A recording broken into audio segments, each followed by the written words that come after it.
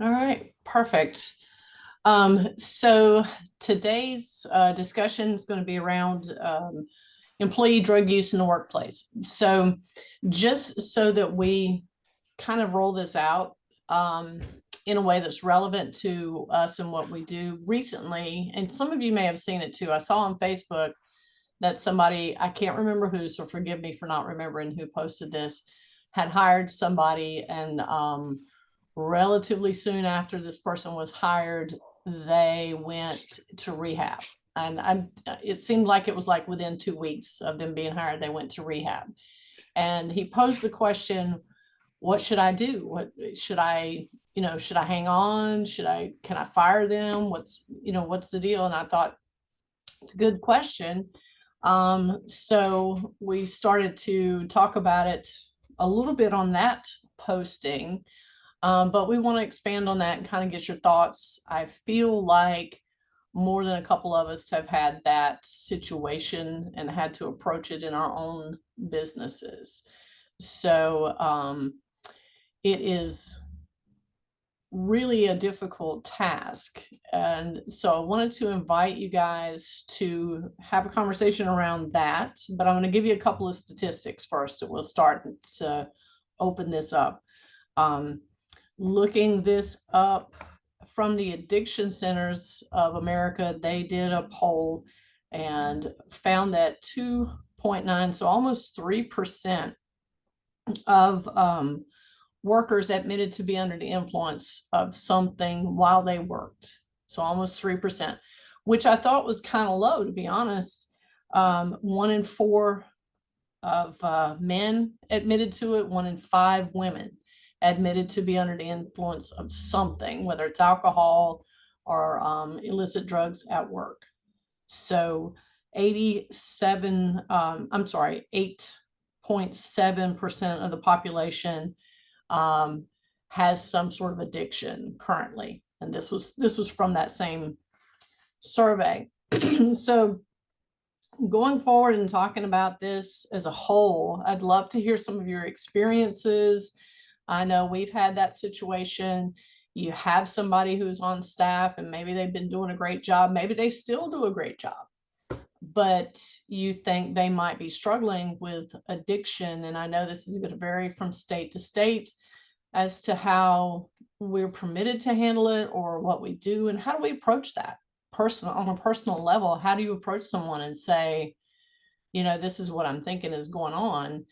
How do we tiptoe around that? So I'm going to open that up for discussion. And I see a lot of cameras off. It's easier if I can see people, because then I can just call you right out and invite you into the conversation.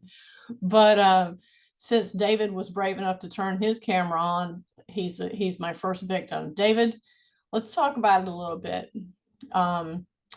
So how would you approach that? Have you had that experience in your own business? Have you worked with somebody maybe at a prior job that as an employee, you knew they were under the influence of something? How do you work with that? How do you get around it?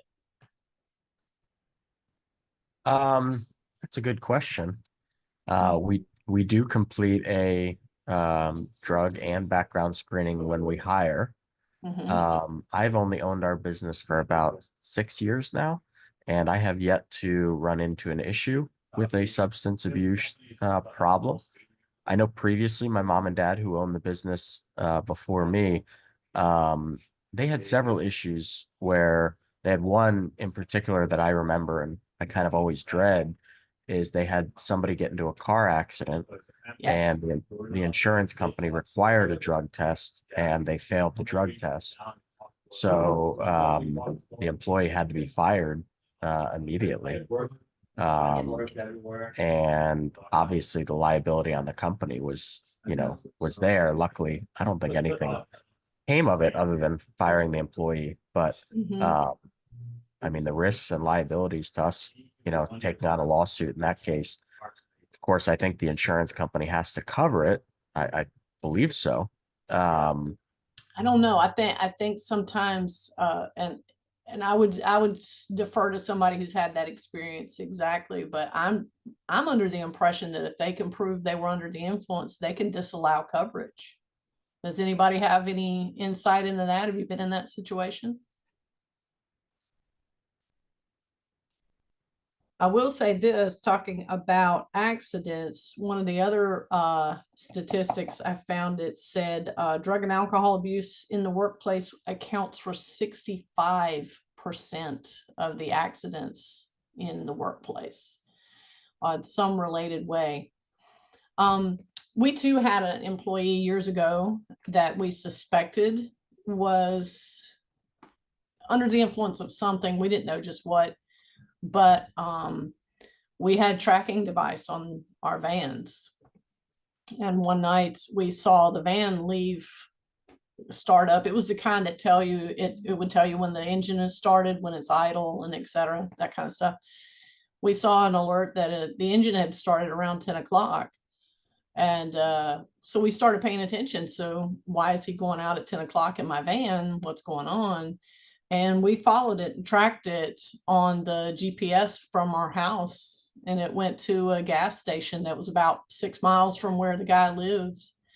And, you know, you're doing all these things in your head. You're like, he passed 3 gas stations to go to this gas station. So we know he's not needing gas. That's not the issue. Shortly after that, he got into a little accident where he sideswiped a car that was parked. So that was our second red flag. And so we did approach it with him. The long story short, he stopped coming to work. And later on, we heard he had checked himself into rehab. So, you know, these things happen. And I know some states are leaning more toward having employees assist with rehab than the typical termination as you fail a drug screen or something like that. So tell me about that. Has anybody had an experience themselves with anybody similar to mine or similar to David's? And how did that turn out? Yeah, I was just going to jump in real quick because I did a quick search. Yes. And it does say in most states, so obviously you want to check with your attorney or your insurance company. A car insurer cannot deny a collision or comprehensive claim while driving under the influence or not. So Okay. it should cover it. Okay. That's always been a question of mine, you know, and I don't know that I've ever posed that question. We're living in a bubble where those things happen to other people, right? They don't happen to us. So I'm going to call Manny or Ortega. Have you had a similar situation, or have you ever suspected that somebody on your staff was compromised? Hold on. No, I never have. I'm only on today to kind of listen, but I do remember it's been several years ago. There was another company here that we all got flown over to Phoenix for training, and some of the guys from the other company got drunk and stupid and had gotten big trouble at the training. So that's always stuck with me and my technicians that were over there at the time that happens. So Yeah. I haven't. My attorney and myself right now are in the middle of redoing our drug policies, alcohol and drug policies for our policy manual. I hadn't updated it since they made marijuana legal here last year. So I'm in the middle of doing that right now.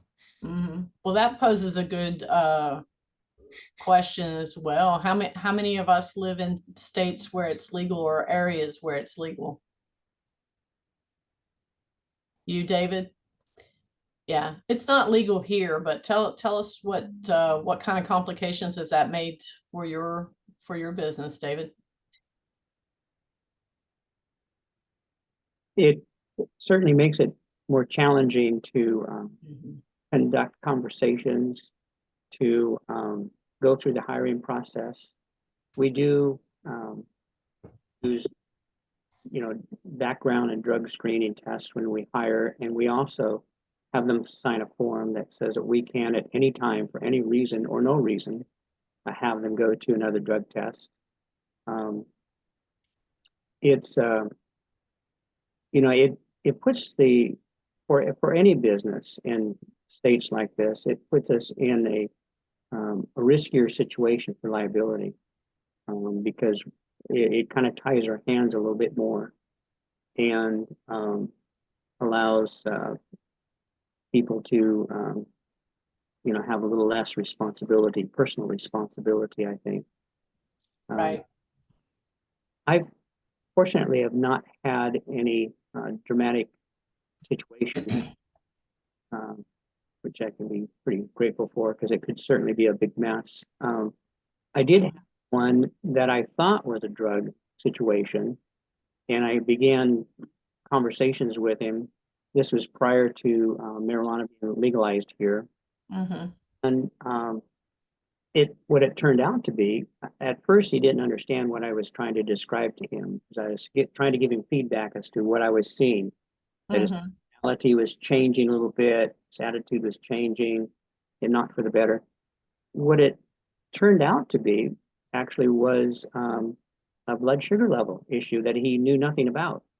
Yes. So as we look into this, it gets complicated, because there are other things which can impact a person's behavior, actions, performance, and things like that. Absolutely. That actually came up years and years ago in another life. I interviewed for a job, and it was a panel interview. If any of you have ever done a panel interview, they're brutal. And I absolutely had my butt handed to me by 4 or 5 people who were panel interviewing me. But that was one of the questions. They said, if your supervisor came in and he was slurring his speech and appeared to be inebriated, how would you handle it? And I said, well, I would report it to a supervisor. And they immediately said, what if it's a blood sugar thing?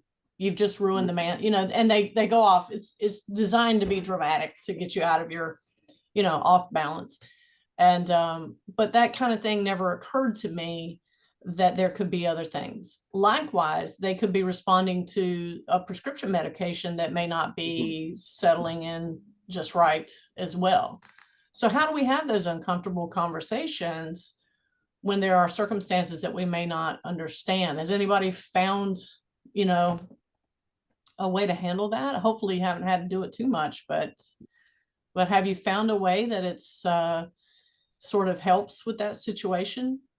And who has sent somebody for a drug screen just because you suspected something? Anybody on this call done that?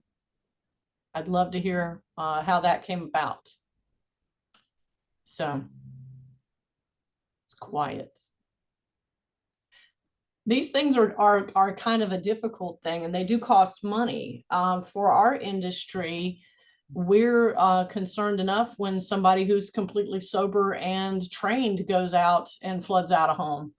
What if they're found then to have been under the influence of something that caused that to happen? That's a tough reality for most of us. And then what? Do you send a good technician to rehab? And how long do you hold out for that kind of result? In the Facebook post that I was reading, somebody commented that even when they come out of rehab and go back to work, it's still a struggle every day. And I'm sure it is, so as an employer, that's going to require a lot of support on your part, I would think. I've never had anybody go to rehab and come back out and come back to work for me. The one person that I knew checked himself into rehab, he went back to a previous job that he had, sort of independent. It was on his own, so he could kind of work at his own.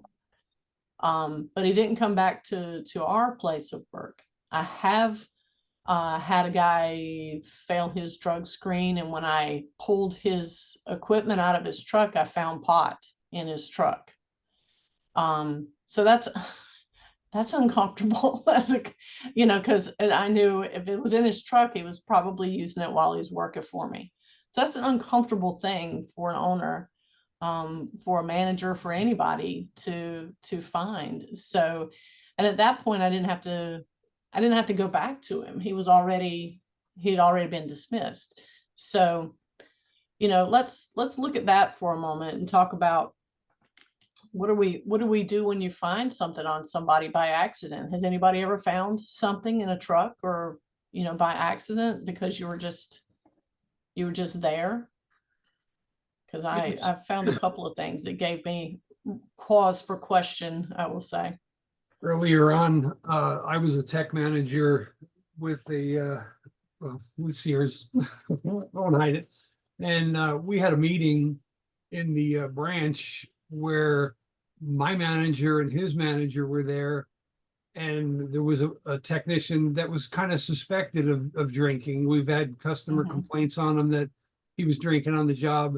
This man pulled up into the parking lot, opened his door, and beer cans fell out of his truck onto the ground, and one of them rolled over and hit the senior manager right in the foot, and that was pretty much the end of it for him right there. But Yeah.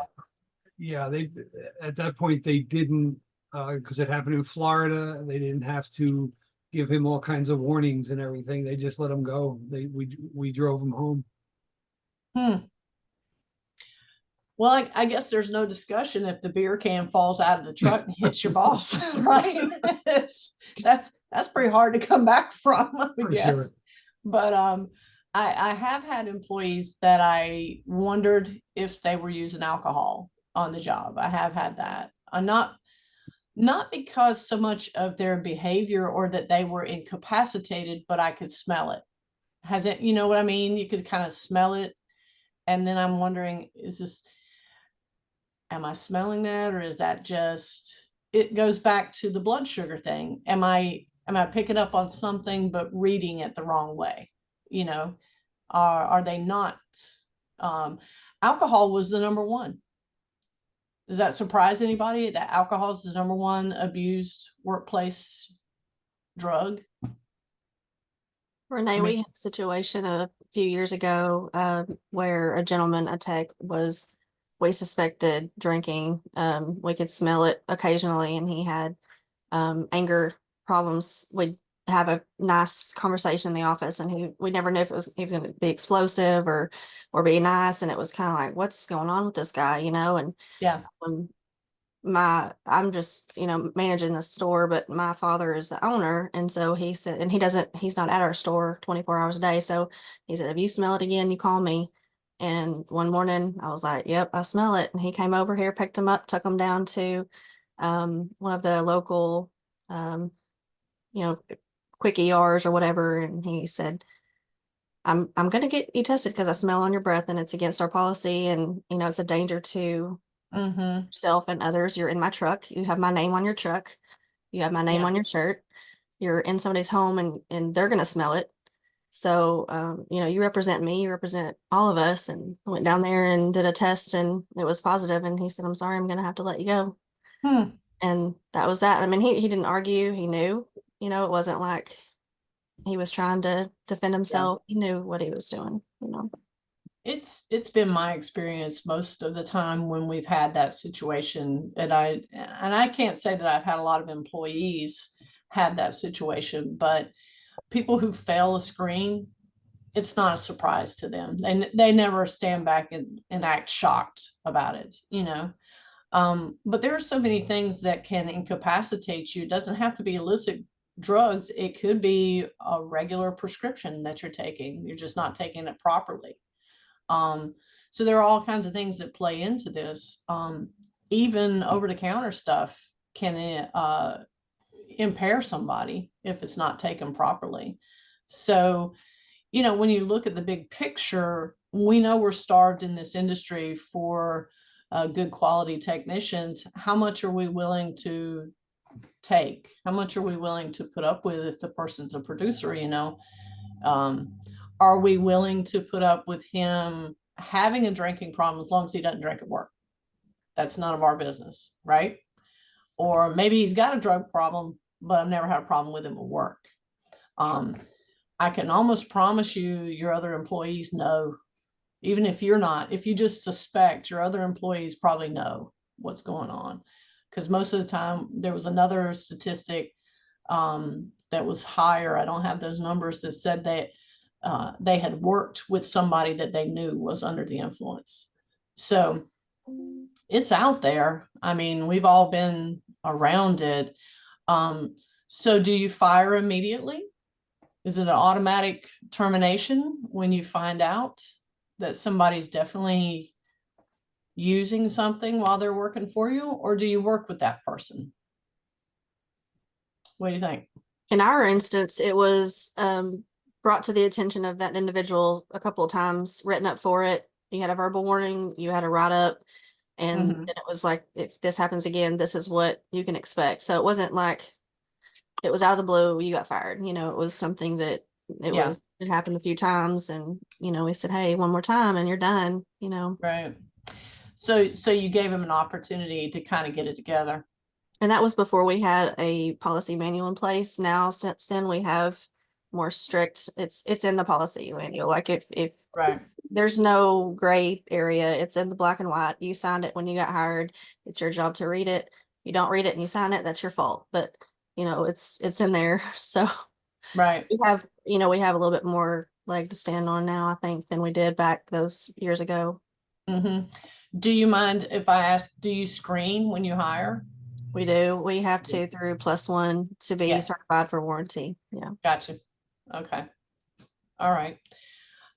So I'm going to call on Manny again. Manny, you said you were changing your drug policy. Do you want to share with us what things needed to be touched? I don't know yet. I have not heard back from my employment attorney. I just sent them the stuff late last week and they haven't got back to me. So I don't know, basically it's asking what rights the marijuana people have. Because they have to have some kind of rights. I just want to make sure I'm not getting in trouble for voiding their rights is the main thing for us. But currently we have a no tolerance policy, and we do +1 like everybody else, and we haven't had anybody fail. I did have an applicant to come to work probably back in late January, early February, who tested really well, seems like a really smart individual, but he says, if you could give me a few weeks to clean up before I got to take the drug test. So, thank you for coming in. And he was honest. Yes, he was honest. Yeah, save me some money. Looking for that honest employee. Yeah. I have had people who swore to me they would pass, and this is the only thing I ask of people, whether it's, and I'll have to go to Susie Lemon to find out if I should even ask this. But I say to people, I said, you don't have to tell me whether or not you'll pass that screen, but if you know you won't pass, just tell me when I call you back, tell me you're not interested in the job, and we'll keep it that way. Because I don't need to know. I just don't want to spend the money for somebody who knows they're going to fail it. That's just so disappointing, because like I said, going into it, if you're going to pass or fail. Your guy did, Manny. He was giving you the the uptake on, I need a couple of weeks to clean up before I do this. That's unfortunate, but yeah, I can't take the risk on that. I'm not going to, let's put it that way.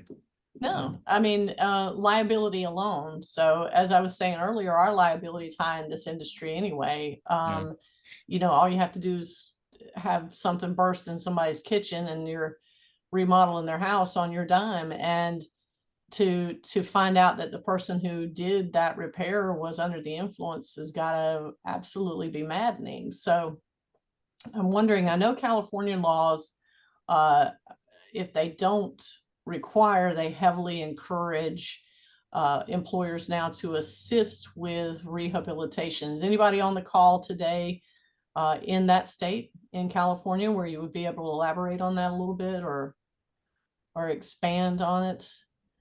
I was reading several years ago whenever they changed the laws about marijuana in different places, that they were encouraging employers to put them through a round of rehab first.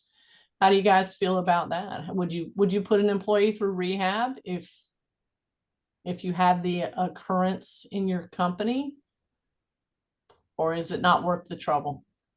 If he was abusing Does it on rehab the work? job, yeah. I know that I heard a couple people mention +1. That's the biggest, company that does all the background checks. And at Assurion here, any service company that we bring on board in any industry, we require a criminal background check, a driving check, and a drug background check. But if anybody hasn't used Plus One recently, everybody needs to be aware that they dropped marijuana from their screening. Yeah.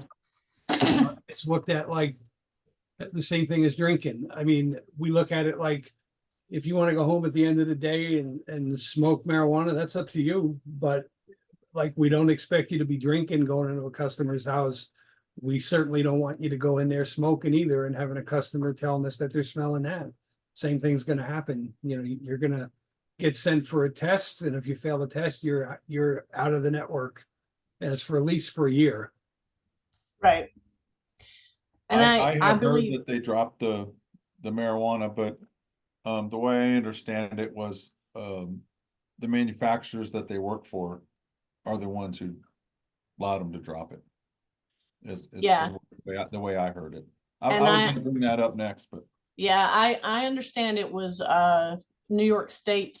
Some of the things that they changed in New York State was a big part of that decision too. But I think it's got to be hard.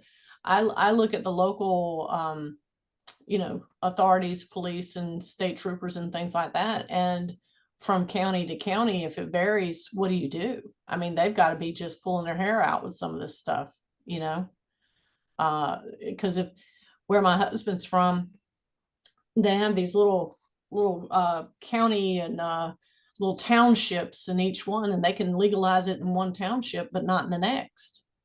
How do you govern that? That's got to be absolutely maddening for any kind of authority up there to do. Now we're talking about marijuana specifically, smoking it. But if you're under the influence, you're under the influence. That's illegal anywhere if you're driving and you're intoxicated. It doesn't matter what you're on. You could be on NyQuil, and if you're not able to operate that motor vehicle, you're still intoxicated or under the influence. So that I think is pretty cut and dry, but it's got to be absolutely insane to try and dictate and monitor that stuff. Quite honestly, I was kind of relieved to hear that they had dropped it in one way, because it took a load off of me dealing with it, you know. But on the other hand, it allows that in my state, we're not legal. So what do you do? You know, what do you do in that circumstance? It becomes my job to monitor that as always. So I think it kind of goes back to, you know, what employees do in their free time is, you know, can't really be controlled by us, you know, including any other crime they want to commit when they're at their house or not working. I think only thing in our realm of control is going to be what happens at the workplace. Right. And like what Steve said is, you know, if you smell it, or if you get a complaint from a customer, or if you get any of those signs, I think then it's within your control to send them off for a test. And it's important in your policies and procedures of the company to have that in there, that you do have the right to send your employee for testing and that they agree to those tests. And, you know, I think given the option, if this happened to me, I would give them the option to take the test, or if they weren't comfortable taking the test, then they'd be let go. You know, you assume a positive test at that point. Right. Right. And they, I know that, correct me if I'm wrong, if somebody knows different. I know Plus One will furnish you with a certain amount of information about the screen itself, beyond the fact that they failed. Because I've had some people appeal who were on prescription medications that caused them to fail. And so then that way I got a little bit more information about it. Got information about one several years ago. He was an employee that had not started working. It was an interview situation. We screened him and he failed. And he asked for more information about it, which was stupid, because he said, I was at a party. I was at a party excuse. Have y'all heard that one? And he said, I knew I should have left, blah, blah, blah. They were smoking marijuana and what have you. And from the lady who screened him, she said he didn't fail for marijuana. And so when I told him that, it just shut him up. immediately. So like I say, they know, but it's coming on board with the baggage that goes along with that. When we first started doing this, and I had no idea, and I would have Manny's guy come up and say, I'd say, do you have anything that will prevent you from passing your screens? And they would say, I've got a Dewey. And first couple of times somebody said that to me, I was like, the hell is a Dewey? What's a Dewey? What are they talking about?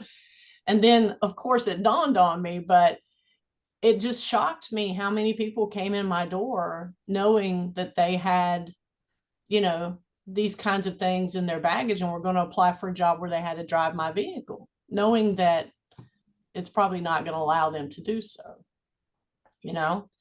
So there's a somewhat of a relaxed attitude about it in our society, I think, when that comes to that.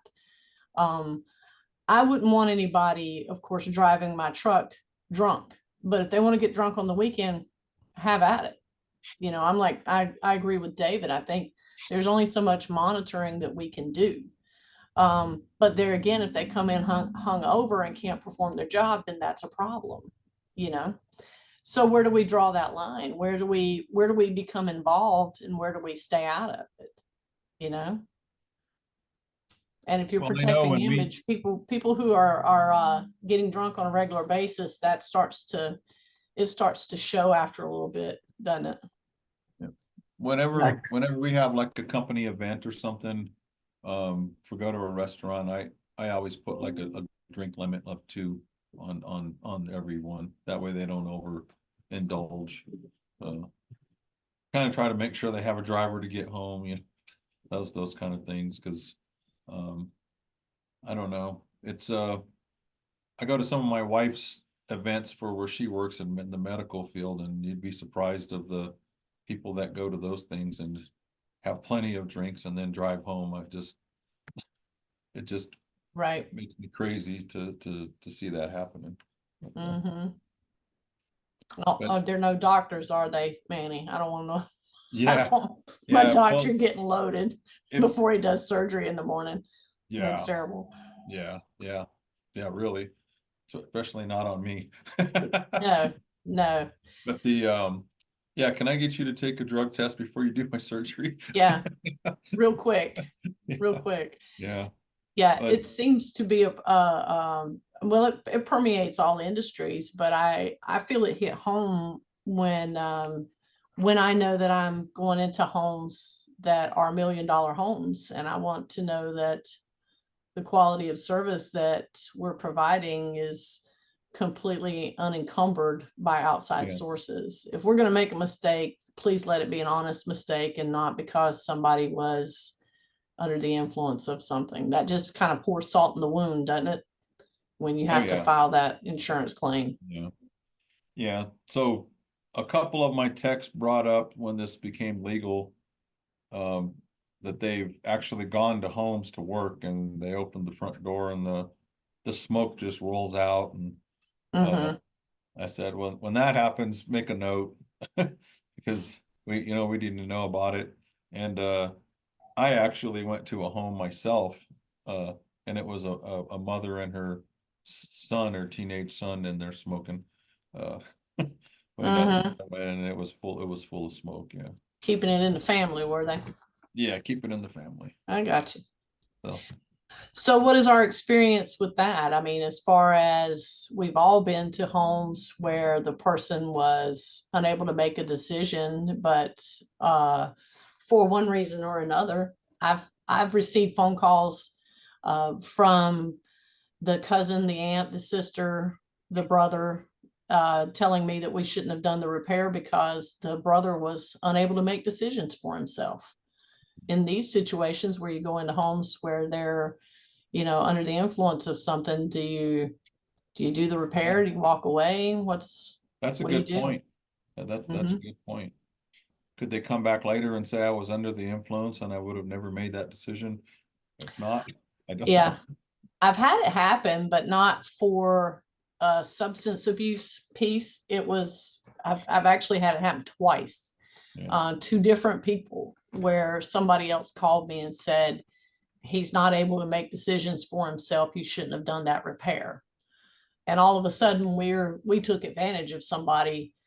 And, you know, my response was, how was I to know he wasn't able to I mean, he seems fine. It's not, we're not psychologists. We don't go out there trying to evaluate everybody on their mental acuity before we work on the washer, you know? Right. So that's a difficult thing too, if you walk into that situation. How do you advise your employees if they walk into a situation where there is illegal material present in the home? Yeah, they can leave. I mean, Yeah. we allow them to leave for any reason if they're uncomfortable. You know, all of us probably saw where the customer shot at the repairman. I think it was in Ohio, was it recently? I did not see that. If Yeah, somebody it was- shot at the repairman? Yeah, it was in the news. I think it was Ohio, but yeah, she didn't hit him, but he got the heck out of there. Hmm. Yeah. Ohio's the nicest state in the union too. I can imagine why they would be doing Yeah. that in Ohio. Yeah. Yeah. There's some of We the had a nicest. situation similar about last year. A customer was obviously on something, and there was a lot of people in the house, and they have tweaked themselves to where they were disassembling the product while we weren't there. So we Fabulous. come and they'd had already taken it apart. We were trying to fix it, and it was like a whole thing. And the guy my tech was like, "Well, I'm here to fix it," and the guy like went and pulled his gun out and set it on the table, like Mhm. like I've got this gun, and my technician was like, I gotta go. So I Yeah. made a note, we're never going back to that house. And I told the owner, I said, I mean, we can't deal with this. We can't work in that condition, you know. Mhm. My techs Yeah. don't wear Depends, so Yeah. that would scare the heck out of me.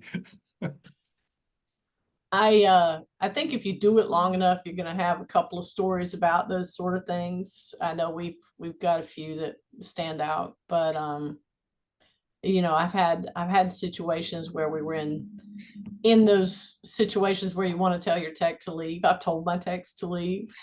So it goes both ways. Mhm. So getting away from the technician piece again, what if it's somebody in your office? Same rules apply, but they're no longer driving your vehicle. Does it change the way you look at it? If, you know, if you've got, you know, the CSR who goes out for her or his break and they come back smelling like weed, what are we doing there? Are we examining that? Or, you know, if we're in a legal state, do we just kind of accept it as what it is and keep on going? How are we dealing with those things? Precisely the reason I'm getting my drug policy done by an attorney. So it is unclear for most of us. is. David, you said you had something you were I was, mulling over. yes, I think at least in our state, regardless of what position they're in, they have to be treated the same. Mm-hmm. So whatever your policy is, you have to follow through regardless of who that is. Absolutely, if it gets to the policy piece, but I think pre-policy, there's a certain amount of judgment that goes into whether or not you're going to trust your instincts. Is there not? You know, because it's bold for somebody to walk up, like to Steve's point, you know, pull up with the beer cans falling out of their truck. Okay, right? But it's going to be rare for somebody to walk into your office, I think, you know, with, you know, a bottle of bourbon in his hand and set it on the counter as he gets his parts together. You know what I'm saying? So at a point, it's kind of your instinct and your gut that you're going with. And I think that's the conversation that I find most difficult or intriguing, how you go about that, you know. And to your point, you said you brought him in and you found out that it was something completely different, which you were probably relieved, right? That it wasn't, you know. Oh, yeah. And kind of to that, in the previous question that you had is how do you have those conversations? Mm-hmm. And you know, I think the starting point there is what's your relationship like with your employees to begin with. Right. how do you connect with them? How interested are you in their lives? So that you have some, I'm not sure what the word is, but you've earned the right, so to speak, to be able to ask a question, and it should probably start out fairly innocuous. It should be something along the line of, yeah, you don't seem to be yourself today. What's going on? Yes. And seeing if an open door will provide another open door for you to pursue the conversation. Yeah. I always like to open it with things like, tell me how you're doing. How can I help? What's going on with the job? Is everything good? And to see if they will spark anything. But we all know this is a subject they're going to keep really close to the vest, because they probably understand that this is not going to be a good outcome if they say, yeah, I'm coming in drunk every day. I hope you hadn't noticed, For that reason, I think it adds another aspect of difficulty, because they're not going to be willing to talk about it, because a lot of times they think you're going to let them go if they admit to it.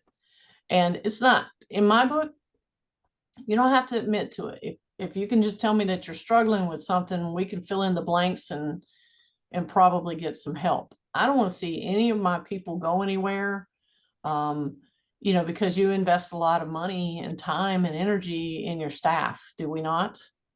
It's just and it never ends. It's constantly training, and it's great that we do that. But once you get that much involved, you don't want to see them go. So it may be in our better interest to try and work with them on things that they might be struggling with, find out why,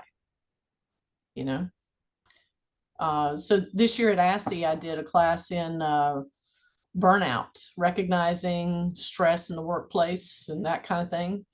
So I think this falls right in line, because if somebody is self-medicating daily, there's something deeper there, usually, because it takes all the fun out of it to drink and go to work, doesn't it? That's not the normal progression of things. So I think there's something deeper there that you kind of have to get at. And how many managers or owners are on the call today? I'm just interested. Show of, you poke your hand on the screen. Okay. So the job gets a lot more difficult when there's no one you can take it to, does it not?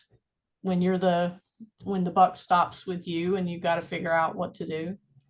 So thankfully, Melissa had the backup of your father to go to, and you guys worked it out. But when the buck stops with you, I think it makes things a lot more intense.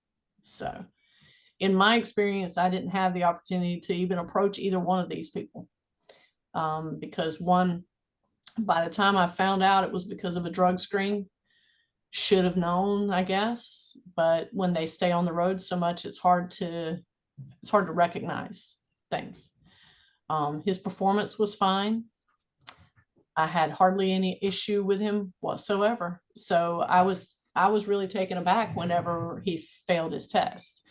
And even more so when I found his baggie of pot in his truck. It's actually in his clipboard that he took with him every day. But the other one just stopped coming to work. So I trained 2 technicians and lost them both for something that I could have hopefully helped them overcome or get some help for. So anybody want to share a story? Anybody want to talk about that sort of thing? Have you helped somebody get past this before? Helped them to get some sort of diagnosis or even some rehabilitation? Have you had that in your employees? How did that go?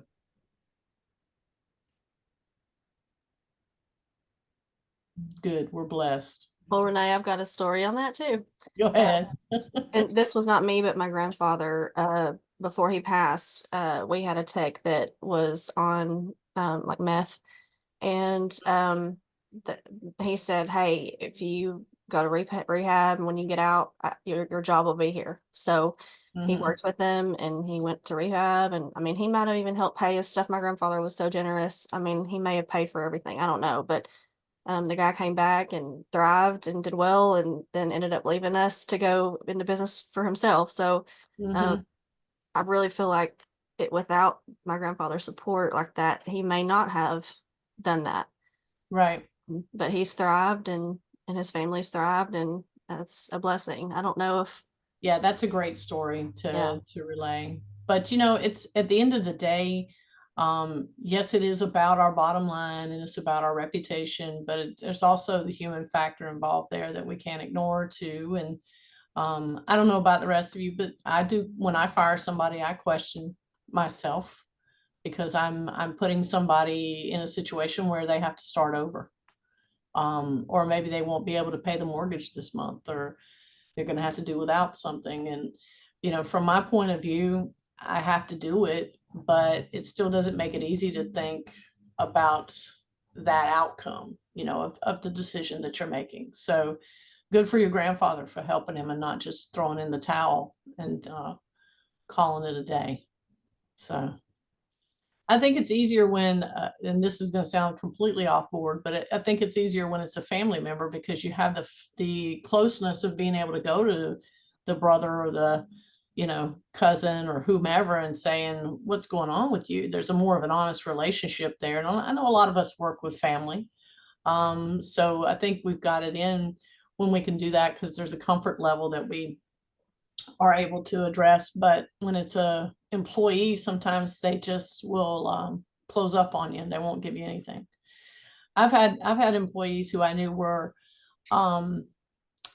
severely stressed for whatever reason, whether it was home life or work life or a combination of both. And every time I brought them in, they wouldn't give me anything. And I knew that they were stressed. I knew they were. But they just wouldn't give me anything to work with. So on an offshoot of that, because this is sometimes the reasons why people self-medicate, what do you do when you see one of your employees who is responding in a way that they're severely stressed or they're on the verge of burnout? How do we handle that so that it doesn't progress to something like this? You bring them in. I bring them in. How many others take the time to kind of bring them in and have that conversation to see if you can save that relationship? Melissa? Yeah. So what kind of a conversation, how do you start that? Is it you that does it or your father or somebody else? Well, if it's somebody over here at my location, I will just say, hey, what's going on? I see you. I see you're struggling. Like, and I know it because I feel that. I feel the weight of all this that you feel. And it's okay. Like, validate that it's okay, and like brainstorm how can we get through this? What can you do to relax? Here's what I do. Maybe this will help you. That kind of thing. Or hey, do you need a mental day off? Like, it's okay. Yes, it is.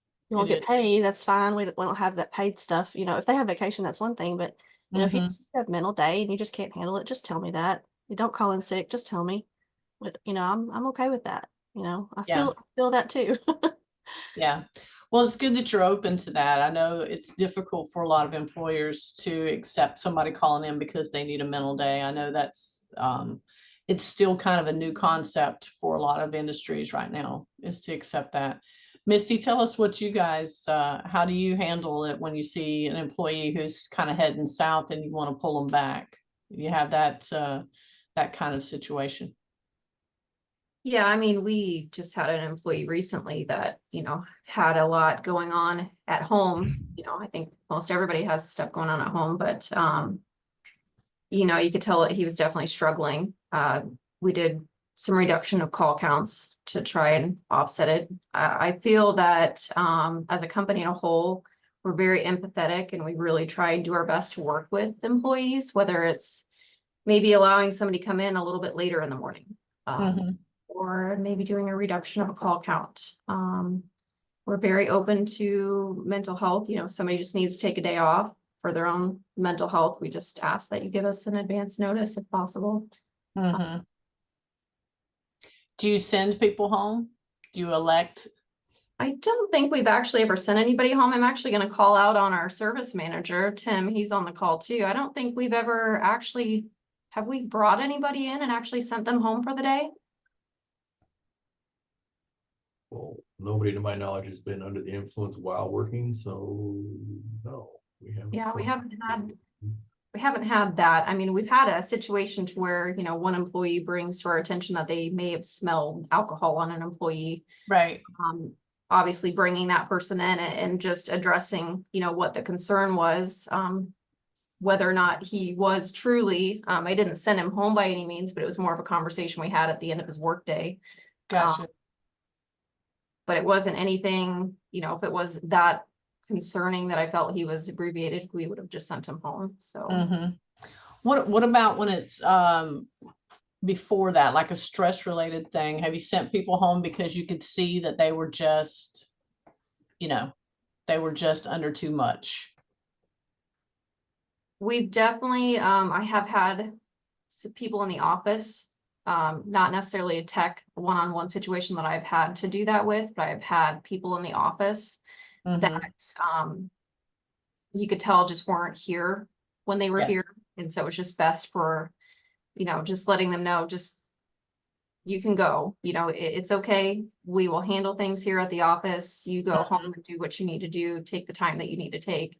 But I Mhm. also encourage, you know, everybody has things going on outside of, you know, the Right. workplace. And, you know, working with people, if you need an extended break, let me know. Take a walk around the building if that's what it takes, even for your own Right. mental health, just to separate yourself a little bit in a way. If you need to disconnect for an hour, it's just more communicating that, I guess. Mhm. Yeah. We used to work in a strip mall kind of that had suites, and we faced each other. And the company across from us, we noticed they would take business meetings on their cell phone and walk around the buildings as they did it to be able to, I guess, to get out, to clear their head, to get exercise, whatever. But instead of sitting at their desk and taking a business meeting, they would get on their cell phones and go out and walk around the whole campus of that strip mall. I actually grab Tim often and I say, it's time to walk. Yeah. You just got to disconnect and get out, you know, of the day to day. Yeah, I think so too. I think it's important. We recently, and we've done this before, we've sent employees home for an extended period, like 3 days to a week, because we could see things becoming very difficult for them. And that energy, as well as the other, you know, the inebriated energy, that kind of energy really will permeate your office. You know, if you have an employee who's struggling with something, it just kind of permeates everybody else's cubicle and their desk and their phone, and it starts to spill over. So we've sent people home to, you know, just to tell them, yeah, hey, we can see what you're struggling with, and whether they want to tell us about it or not is immaterial. And we've sent people home and said, we're going to give you the next 3 days, go home, figure it out, you know, get a fresh perspective on this and come back, you know, recharged. And most of the time that does help tremendously. You'd be surprised how much that does help. Number one, because you're giving them that moment to kind of reconnect and realign what they're doing. Number two, because you're presenting a situation to them that they probably thought they were hiding really well. You know, have you ever had anybody say to you, you know, whatever's going on, and you thought you were covering, you thought you were hiding it, but when somebody brings it up, you're like, oh, I wasn't hiding it that well. I thought I was doing this cool. That's another wake up call for somebody who's dealing with something, is to say, like Melissa said, I see you. I see what's going on, you know, and maybe not in those exact words, but you're saying, hey, I'm here. I recognize.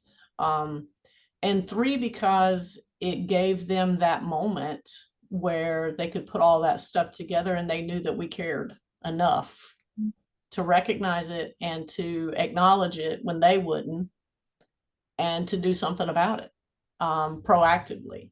So I think that does tie back into, you know, the circumstances of seeing somebody who might be struggling with a substance abuse. Not only is it going to be better for your company if you recognize it and address it, ever how uncomfortable that might be, but you know, it's going to let them know that you care enough to bring it to them, because that's not an easy subject to broach with anybody. Steve? The biggest obstacle, a lot, especially if somebody's really addicted to something, is the denial. You're going to go to them and talk to them about it, and they're going to deny it. Absolutely. A perfect example in an unrelated industry, it was in the news recently about an American Airlines captain that was arrested for being intoxicated on the plane. The deeper story that wasn't in the news is that when he came to the airport that day and went into the dispatch office to pick up the weather and talk to the dispatcher, he sensed it. And he asked him right there, he says, "You want to take sick day today?" Because, you know, he knew the guy, and no, I'm fine. And he kept talking to him, trying to talk him into taking a day off and going home. And he just refused. And he talked to him on the radio once he got on the plane and just wouldn't let the man go. The airport police came on, and the company chief pilot went on board, and he had a bottle in his bag on there that it was unopened yet. And they blood tested him. He was 2 times the legal limit, about 20 minutes away from taking a plane to Europe full of passengers. So denial's a big killer in that too. He was offered help and denied it. Yeah. Did I mention I'm getting on a plane on Friday? So I think that story. That's my big nightmare, is that my pilot will be like out of it. You know what I mean? So very rare that happens. well, you know, it happens in all industries. It does. So we're not unique in that fact. I think the only thing that we're unique in is that a lot of us are independents, and we came into this industry not with the aspirations to manage people, but to fix appliances. And we ended up managing people who fix appliances, and that's what we do. And so, you know, that part of it was not, there's no handbook, you know, it's not out there. I read Sarah Valenzuela's how she got started was on her Facebook the other day, and I clicked on it and read it. If you get an opportunity, just read her story. And one of the things she said was, when she realized that she could fix her own appliance, she went and bought a bunch of appliance repair manuals and read them. So, you know, kind of self-trained. But I don't think many of us, until we're knee deep in it, do we think to buy HR stuff? Do we think to buy, you know, managing people stuff? No, we get that because something has happened that's catastrophic or uncomfortable, or, you know, we don't know how to deal with it. And then we kind of feel our way around until we get it right or we get it wrong and somebody corrects us. So these are important conversations. I would encourage everybody to get with somebody who knows your state regulations and familiarize yourself with how you can treat these situations, because I think we'd all be surprised in the end. Dan, I see your hand up. Did you have a comment? Dan Eccles?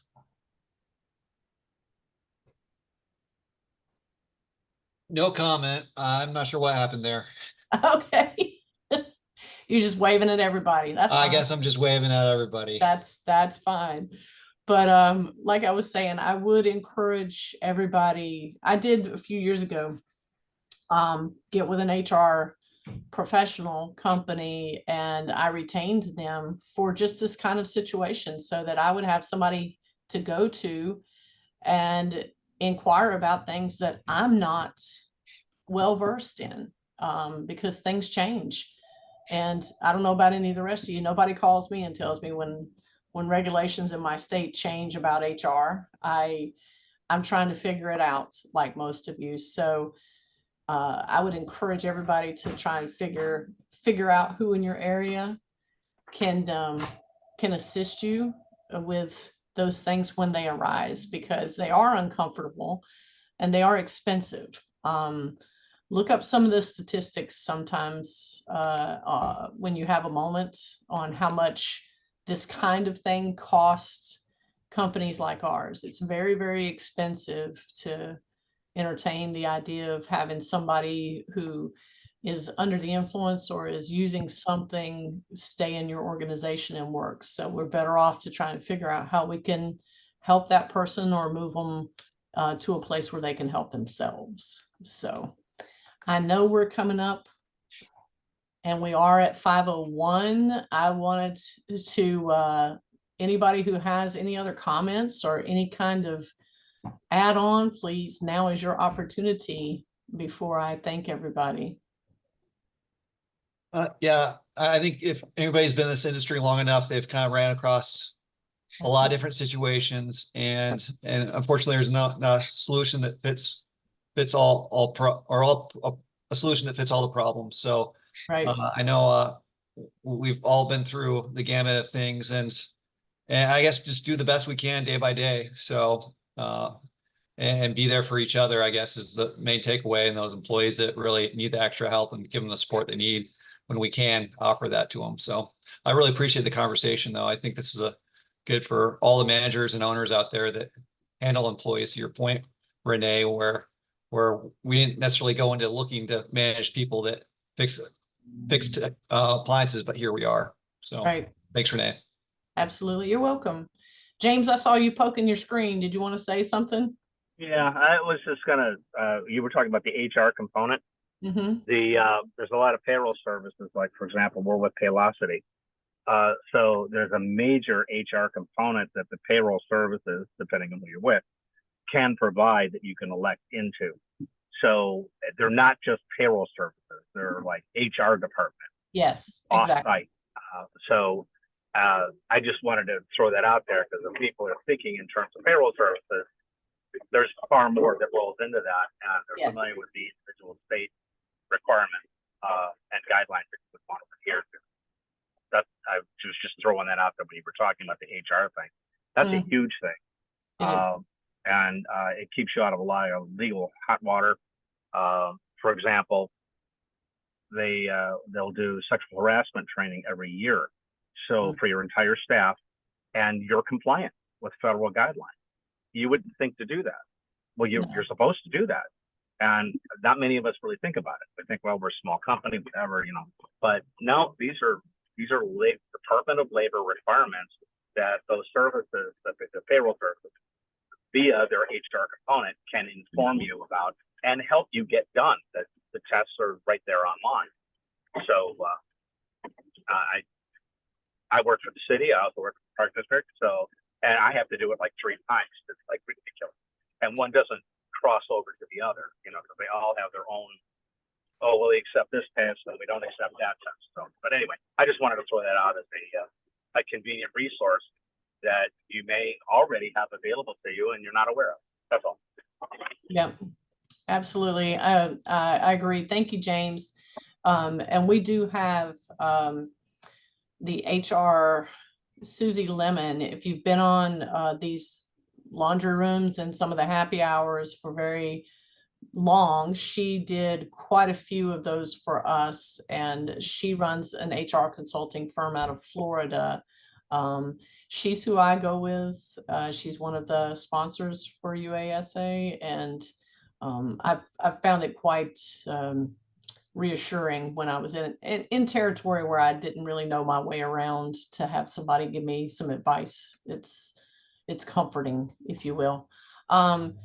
Maxine, I know you asked a question. It's Sarah's Appliance. I think you'll be able to find it on Facebook if you key in Sarah's, I think it's Sarah's Appliance Repair, Sarah Valenzuela.